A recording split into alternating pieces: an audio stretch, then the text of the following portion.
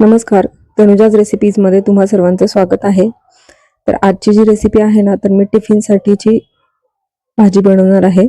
तर गवारीची भाजी बनवणार आहे. अगदी सिंपल, थोडासा वेगळा मसाला बनवलाय मी नेहमीपेक्षा. पण इतका छान आणि टेस्टी असं मसाल्याने त्या भाजीची चव येते ना, आणि अगदी बनवायला पण अगदी सोपी आणि झटपट होते. खूप जास्तीचा वेळ असा लागत नाही. तर रेसिपीला सुरुवात करूया. तर सर्वात आधी मिक्सरच्या भांड्यामध्ये मी थोडेसे लसूण पाकळ्या 4 ते 5 आणि थोडंसं खोबरं घेतलंय. सुकं खोबरं घेतलंय. ओलं खोबरं असेल तरी पण त्याची चव छान येते. त्यानंतर एक 2-3 चमचे शेंगदाण्याचं कूट घेतलंय. त्याच्याऐवजी पाववाटी शेंगदाणे घेतले ना भाजलेले, तरी पण छान. तर माझ्याकडे शेंगदाणे नव्हते भाजलेले, त्यामुळे मग मी शेंगदाण्याचं कूट टाकले. त्याच्यानंतर त्यामध्ये थोडीशी कोथिंबीर आणि आपला घरचा जो कांदा लसूण मसाला आहे ना, तर तो टाकायचा आहे. लाल तिखटही छान लागतं, पण आमच्याकडे शक्यतो भाजीला आम्ही कांदा लसूण मसालाच वापरतो. तर तो ऍड केलाय आणि आता मिक्सरला हे छान फिरवून घ्यायचंय. तर थोडंसं पाणी ऍड करणार आहे मी आणि खोबरं जरा वाटलं गेलं नाही, त्यामुळे परत एकदा छान असं फिरवून घेणार आहे. खूप जास्त पेस्ट करायची नाहीये. हे वाटण जे आहे ना, ते थोडं सुक्क सुक्कच ठेवायचंय. आणि कांदा पण ऑप्शनल आहे, पण मी बऱ्याचशा भाजीला कांदा वापरते, त्याच्यामुळे मग मी कांदा पण ऍड केलाय. नाहीतर फक्त या मसाल्यामध्ये पण अगदी झटपट सकाळच्या वेळेला जर घाई असेल ना, तर आपण कांदा वगैरे चिरत बसायची पण आवश्यकता नाही. हा जो मसाला आहे ना, तो बनवला आणि त्याच्यामध्ये जरी भाजी बनवली ना, तरी त्या भाजीला चव अगदी अप्रतिम येते.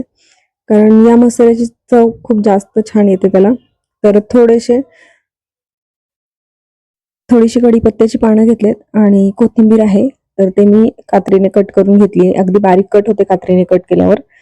त्यानंतर लोखंडी कढईमध्ये बनवणार आहे, त्यामुळे या भाजीचं आणखीन दुपटीने वाढणार आहे. तर लोखंडी कढई आहे, तर ती कढई गरम केली. त्याच्यामध्ये तेल टाकलं, जिरं मोहरी टाकलं, कढीपत्त्याची पानं आणि कांदा टाकला आणि परतून घेतला.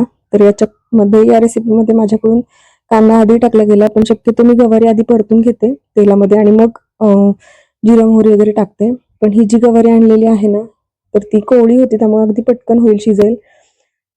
आणि असंही तेलामध्ये गवारी जर परतली ना, तर छान चमचमीत भाजी होते. तर मी कांदा थोडासा भाजत आला ना, तर त्यानंतर गवारी आहे ती स्वच्छ धुवून घेतली आणि ती ऍड केली. आणि आता आपल्याला गवारी जी आहे ना, तर ती पण छान अशी परतून घ्यायची आहे तेलामध्ये. एक 2-3 मिनिटं परतून घ्यायची आहे. थोडीशी हळद टाकली आहे, मीठ टाकलंय चवीपुरतं.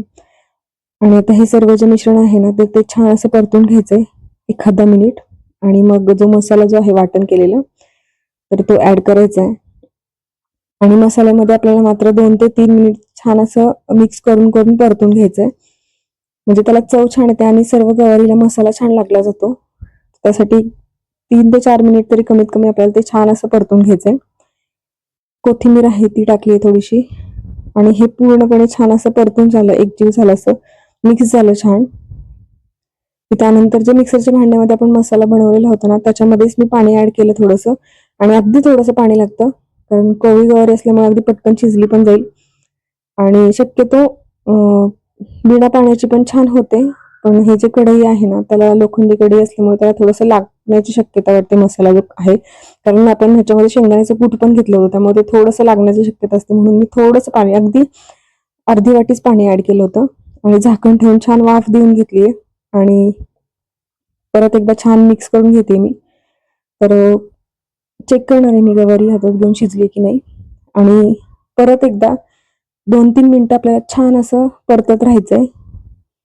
आणि अगदी टेस्टी बघू शकता तुम्ही, छान अशी गवारीची भाजी जी आहे, टिफिनसाठीची रेसिपी चमचमीत तयार आहे. तर आजची रेसिपी तुम्हाला आवडली असेल तर रेसिपीला नक्की लाईक करा, कमेंट करा, शेअर करा.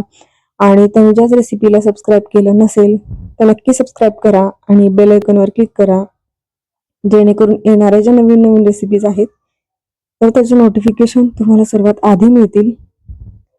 तर बघू शकता तुम्ही, अतिशय टेस्टी टिफिनसाठी असो किंवा संध्याकाळच्या जेवणामध्ये भाकरीसोबत अतिशय छान लागते ही रेसिपी एकदा नक्की करून बघा. धन्यवाद.